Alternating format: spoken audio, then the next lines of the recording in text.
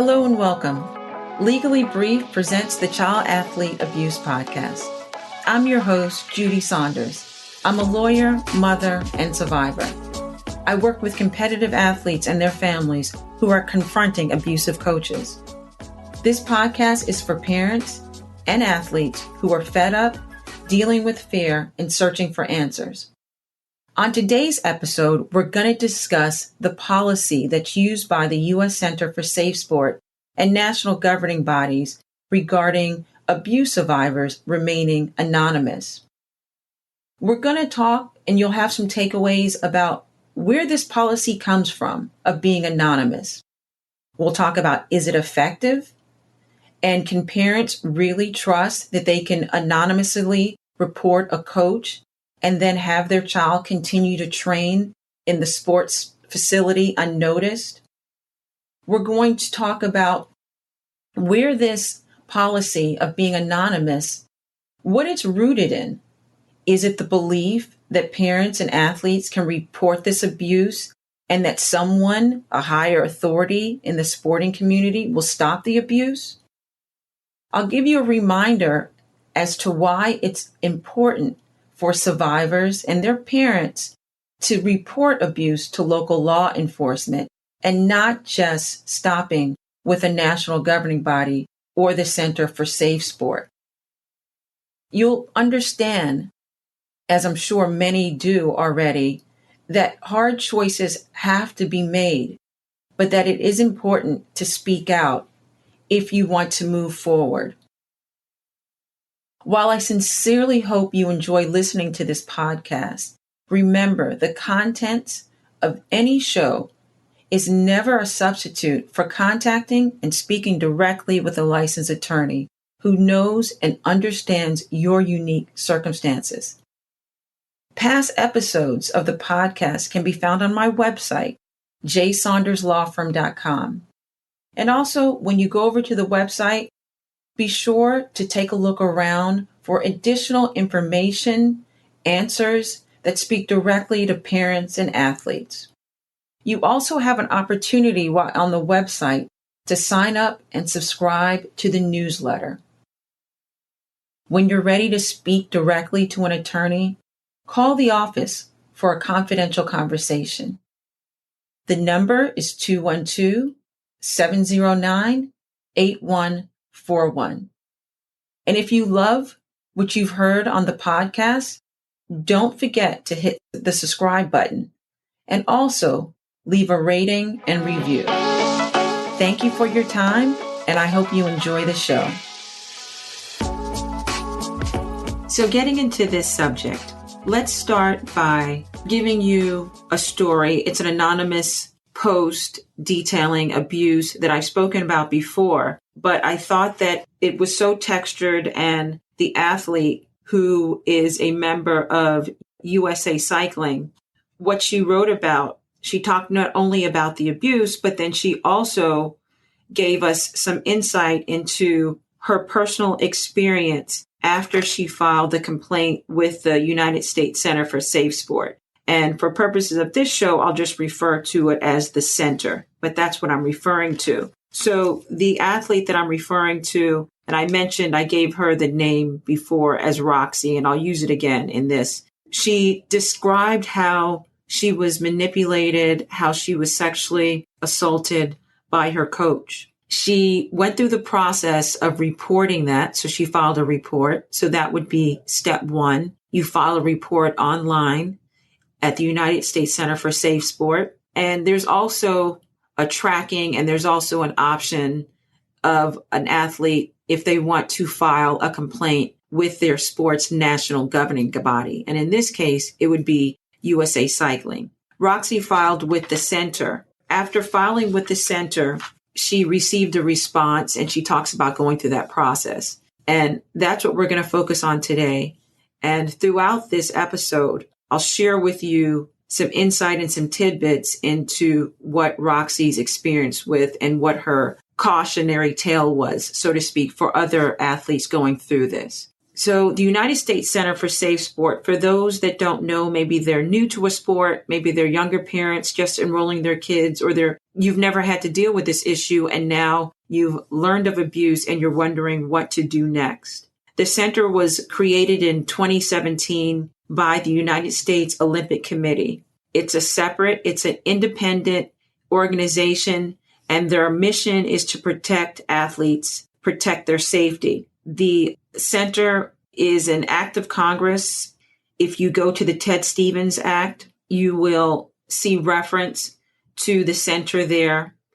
And many correlate the creation of the center to have happened or to be a result of, so to speak, after the gymnastics scandal involving Larry Nassar. The purpose of the center is to respond, investigate, and to resolve any allegations specifically related to sexual abuse and sexual misconduct. So those are the cases that the center takes. And they look into their jurisdiction includes sports or activities within the U.S. Olympic and Paralympic movement. The second goal and mission, so to speak, of the center, they are directed to raise awareness, educate athletes, coaches, trainers, and anyone else involved in Olympic movement on how to prevent abuse, and also that this abuse has to be reported. The center is made up of a board of directors.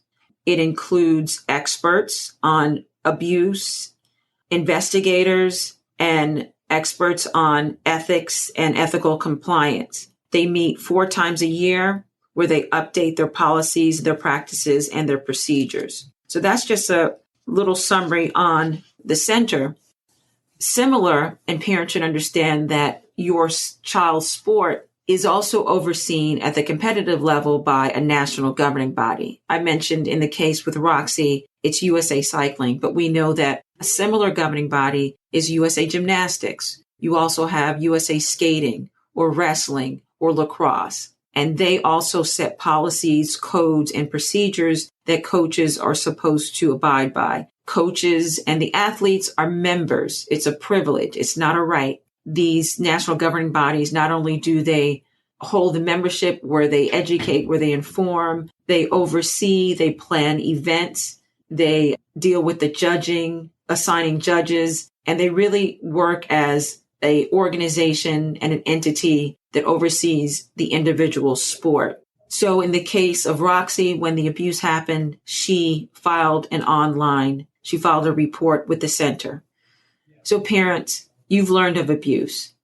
And if the abuse is sexual in nature, you know that it's going to be investigated by the center. As a small caveat and footnote, I in no way am implying that your only route or what you should do is to definitively always and only go to the center or a national governing body. To the contrary, if we're discussing abuse in any form, you also must consider reporting that abuse to local law enforcement, be it the police or a prosecutor. That is something that you have to seriously consider. There has been numerous instances where parents or athletes report to the center or a governing body and they do not feel that their complaint was heard, it was mishandled, it was non-responsive, and there was serious further damage done to the athlete, done to their case by not involving law enforcement, by parents believing that I've done my duty, I've reported it, and these officials in the center or a governing body, they'll take care of it. They'll do the reporting for me to local law enforcement. No, you yourself, this is your case, your child's case, or if you're the athlete, your case, you are steering the ship. At this point, you have to ensure that your complaint is heard by the correct parties. Do not just rely on these independent organizations. They're not law enforcement. They do not have the power of a court. They don't have the power of a judge. They don't have a power of a jury. So you have to make sure. So that's just a side note. So let's just talk then about the framework of what would happen if you reported abuse to the center or to your governing body and what's going to happen next. Well, because of shortfalls in funding, and I'm going to say this early because I know that so many individuals that have gone through the process, from our example, Roxy included, there was a lot of disappointment and a lot of regret about the way the process progressed. What I do know from my research is that the center, some of the national governing bodies are woefully underfunded. And we know when there's no funds, then resources, proper investigations, they fall short. In an article from 2019, it was brought out that in 2019, there was a 55% increase in the reports made to the center. That worked out to be about 239 reports a month. There were over almost 1,300 open cases. And of those cases, at that time, there were only 18 investigators and lawyers. And the center stated that they definitely needed to double their staff and triple that staff by 2023 to keep up with the amount of complaints and the need to investigate. There was even the comparison made that the U.S. Anti-Doping Committee, that they, as a nonprofit, they, an organization that dealt with misconduct in sports, that they received millions of dollars in federal grants. And in contrast, the center who investigates abuse, they did not receive similar funding. So we know that there's underfunding by those organizations. So that's something to keep in mind when you're thinking about your expectations and what will happen throughout the process. Step one, you're filing the complaint. After the complaint is filed, you can expect or should expect to hear back from an investigator from the center or from a national governing body. That investigator will take your complaint over the phone, make notes, and should follow up with some type of written communication, providing you with a summary of what was said. You'll want to look over that summary. You'll want to think about that summary strategically at that point. You're always, it goes without saying on this episode, if you meet me on the street, if you're in my office, it goes without saying, you are always and only telling the truth. But there's ways that when you speak to an investigator, and I'll explain why, that you have to think about what you're going to share at that point. You're going to think about how you're going to frame, how you're going to write out these allegations that you're submitting. And this is why what you're saying is going to be turned over to the alleged abuser. It's going to be turned over to the coach. It's going to be shared with them. So you don't want an instance where because of the trauma, you're just speaking. Maybe you're telling a long story, your long account, and maybe that account you're speaking with having the privilege of looking at notes or looking at your, maybe your calendar or dates. That can be very confusing when you're just having to tell this and say the abuse happened over 2, 4, 6 years. That's a lot to try to get out. That's a lot to try to stay, on task with. So you have to think about that because this information will be shared. And this is not the time to overshare. It's the time to provide the investigator with what they need to investigate sexual misconduct. There's certain elements, there's certain factual checkpoints or checklists that you need to show. So it's really not the time to overshare. You are truthful, but you're remembering that what you're saying is going to be shown. After the complaint, after you file your complaint, and after you give the account of what happened, you're going to have to remember that what comes next is that you're going to be questioned. And when I say the investigator, there'll be questions. And maybe this is not only one conversation. And the questions may not, in my experience, they may not always be fair. And they may not always go to the heart of the allegations, the heart of what's being charged. So, for example, if you're claiming a sexual assault, a violation, and you're speaking about, other extraneous items that may have happened over the relationship, that doesn't necessarily have to come out during that first conversation that you're speaking to. After your conversation with the investigator, they will then question other individuals, either that you mention, or it could be individuals in the gym, other coaches, teammates, or trainers. And their questions to them may not go to the heart or the core of the allegation, the charge, so to speak, the violation. They could go to more to your character, and it could feel like an attack. So just be aware of that there is a broader investigation that's going to include the statements of others, and will go to also questioning your character, questioning other collateral issues that may not specifically deal with the abuse.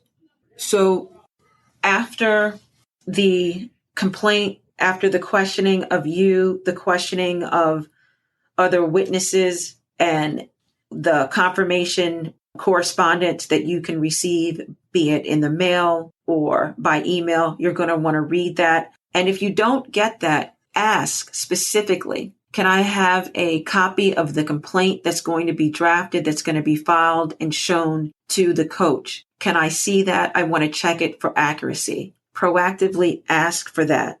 Roxy, who I spoke about earlier, she said in her article, Reflections on the Safe Sport Process, I quote, I don't believe that national governing bodies are doing enough to make this information known to the athletes. She talks about after the investigation process, she had to wait. And then once a decision was made, Safe Sport sent her a letter that contained a lot of what was said about her. And that made it very tough for her to read. In the end, at this level in her process, and we'll talk about this, they concluded that sexual misconduct did occur. And she says it was very painful to read through the other witness testimony.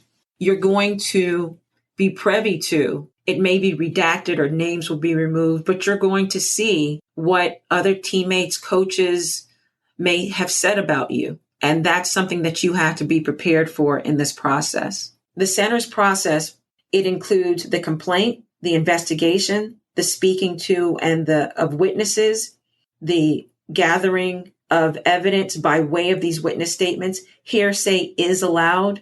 So, for example, what does that look like? A teammate could say, well, Martha told me. So it's not directly something that teammate saw or observed for themselves. They could say that they were told something else. That is allowed in this. So you'll have kind of he said stacked upon what someone else said. That could be contained in a witness statement. Be prepared for those types of allegations, which may feel very raw and may feel like attacks against you on top of what you've gone through. So you have the statements, you have those gathering of evidence, and then the center will issue a written letter with their findings, whether they find misconduct has occurred or whether they have not. Here's a distinction and a difference. Some of the national governing bodies, in addition to taking your complaint, speaking with you, speaking with other witnesses, they will then go or may go one step further. It depends on their rules, depends on their procedures. They may go one step further and conduct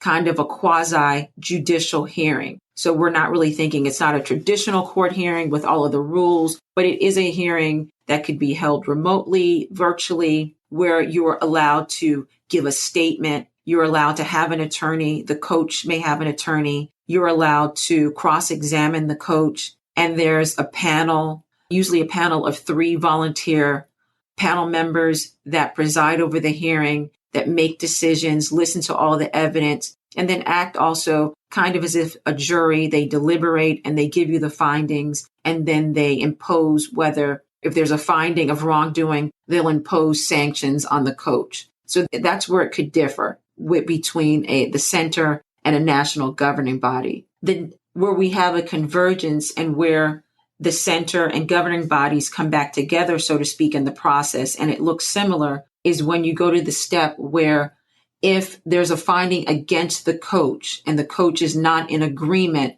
the coach then has a right pursuant to their membership and their contractual agreement with the governing bodies and with the center to appeal that hearing, appeal the finding, whether it's the center's finding or the national governing's finding. And that appeal is usually made to an arbitration panel. Many of the center or the sporting associations, they use the American Arbitration Association or the AAA. Did I say that right? 3 A's, which is an alternative dispute resolution center. It's a nonprofit.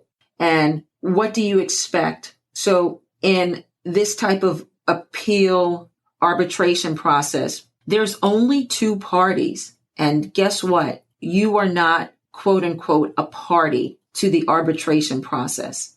You are a witness. The parties are the coach that's appealing and either the center or the national governing body. So take, for example, U.S. Skating. They could be the party. You can be called in as a witness. And I would encourage you that if your case is appealed, that's when you've got to really do some thinking about, is this at the point that I consult with an attorney so I can really understand the process, so I can understand how to prepare myself, how to present, what it looks like, what it's going to feel like to appear as a witness. You don't want to just rely on the center or the national governing body.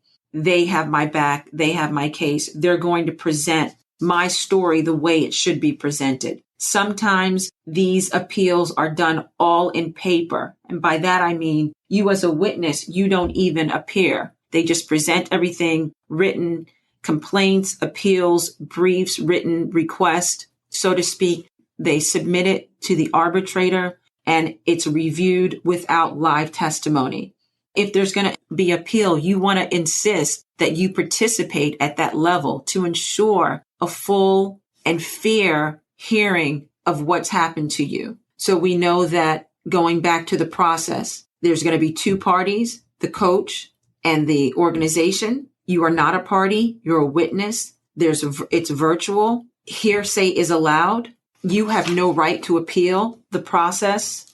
You have no right to object to the questions or the rules, but you can be an advocate and you can work with a practitioner, a lawyer that knows the rules and that is willing to inject you in the process and make sure that you're heard. So the arbitrator, you think about it, it's a mediator, and these mediators, they, at a basic level, they receive about 32 hours of mediation training. Many of them, they're lawyers, so they're a lawyer or they have training. So that's who presides over the process. During the course of the arbitration process, if you're called as a witness, you have to be prepared for attacks on your character. You have to be prepared for the issue to be confused. Let me give you an example. In Roxy's case, when she appeared as a witness in the arbitration hearing involving her coach, she said, the coach's attorney tried everything possible to discredit me rather than focusing on the event itself. Overall, the ordeal, the arbitration was more than 12 hours. She said she wasn't the sharpest at that point. She was tired. Even the arbitrator himself stated that it was too much for one day and that they should consider more time in the future. Roxy said she didn't even know what to expect going in. It appeared from reading her article that she thought her interests would be totally protected by the safe sport attorney. And she had no idea about the length. She had no idea about the type of questions. She wasn't prepped. There's a real gift. There's a real benefit in having an idea of what to expect. I remember, small story, small deviation. I remember at the birth of my son, I was terrified. The one thing that stuck out in me is that when I arrived at Lenox Hill Hospital, the nurse, and to this day, I remember her name, Carmen, she came in and she was so kind and she told me where I was going to go, what it was going to happen, how long she thought it was going to happen. It was just knowing the next steps. It removed that cloud and fear, and it allowed me to relax. It allowed me to be present. When you're going into a situation after you've been traumatized, after you've been physically or sexually abused, you are on high alert. And if you're going from that trauma to talking about it, to trying to convince someone that this has happened, and then compile that with a trained attorney whose job it is to reframe the issue, to confuse what's happening, and to stay away from the core facts. Compile that on top of being exhausted from questioning, and you don't really stand a good chance not knowing. It's the not knowing that can hurt your case. In Roxy's situation, the arbitrator overturned the sanction, and this coach was returned back to being able to coach and train other young women. It's being prepared. It's understanding what's happening next. It's knowing the process, and it's having the validation. It's having the benefit of information that will make the difference. In your case, it'll make the difference because you'll know your options and you'll know what to do. Thank you for joining me. As always, please visit the website. I've put some flashcards on there that kind of explains the process and options. You can take it, cut them out, take them with you so you can have information. My goal is to make it easy for you to understand the law. Thanks for spending some time with me today. Until next time, take care.